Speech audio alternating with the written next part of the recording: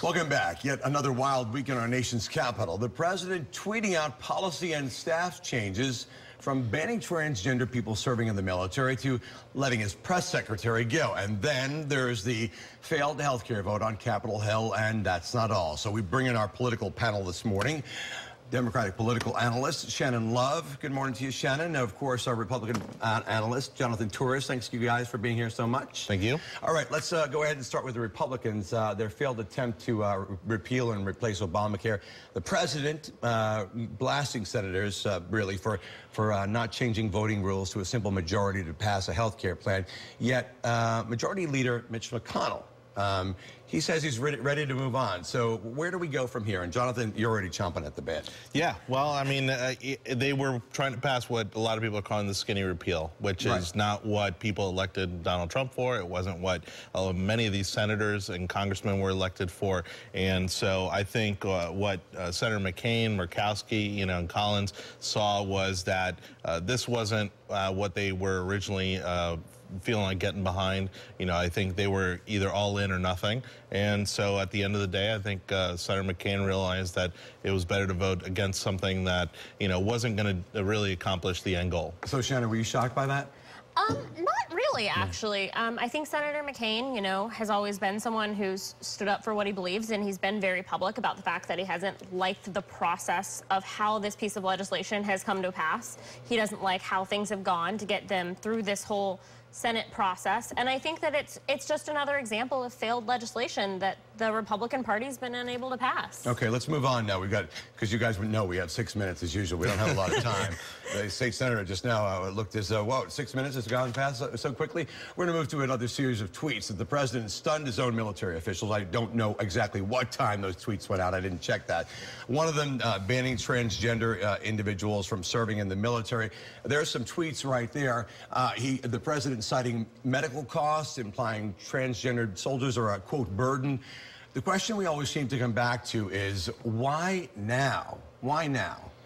Yeah, I think in part it's obviously, one of the things Trump likes to do is to kind of move on to the next thing, and he's typically 2-3 steps ahead of what's happening in Washington. 2-3 steps of his staff. I'm going to jump in there. Do it. Because I don't necessarily... So this was done preemptively while the Secretary of Defense was on vacation. It was done, honestly, it was done as an attempt to satisfy the Republican base from legislators who were upset about the funding for the Trump wall. Well, and if you look at this, he's also surrounded himself with a lot of old school military guys. And honestly, I think they look at the primary mission of the military is to be battle ready. And when someone is going through a transitioning, sexual procedure, there are not only medical effects of that, but there are also psychiatric effects of that. But the thing is, he talked about money here, and we're only talking 1,300 to possibly around 6,000 individuals. I mean, is money really the issue here? And a tweet from a president to announce that, not even going on TV or any other medium but Twitter? Well, I'm glad you mentioned that, because in 2016 the Pentagon did a study and they found that transgender individuals could actually serve in the military when they were looking at the Don't Ask, Don't Tell under President Obama, and they did it at minimal cost and minimal impact to the risk of the military individuals and at cost. So there really was a statistical study that was done that has shown that that wouldn't be a significant factor in the military, and I think Donald Trump did this for pure political reasons. I think the issue is much deeper than the finances, but obviously, you've got 140 characters, or, multiply that by however many times Trump decides to tweet. But the truth of the matter is that we're going to see, and this is going to be the trend for the next 3 years, that Trump is going to do things his own way, and he's going to break a lot of the political rules along the way. The modern president, as he calls himself. That's absolutely right. Okay, next question, we're going to talk about the other big news. I'm actually going to read this because there's so many things. We're talking about the revolving door at the White House. We're talking Sean Spicer out, Anthony Scaramucci and Reince Priebus out as Chief of Staff. General John Kelly moves to that spot. The question is a president starting to freeze out, his own Republican establishment from the White House? What is going on here? I mean, people are calling it a revolving door.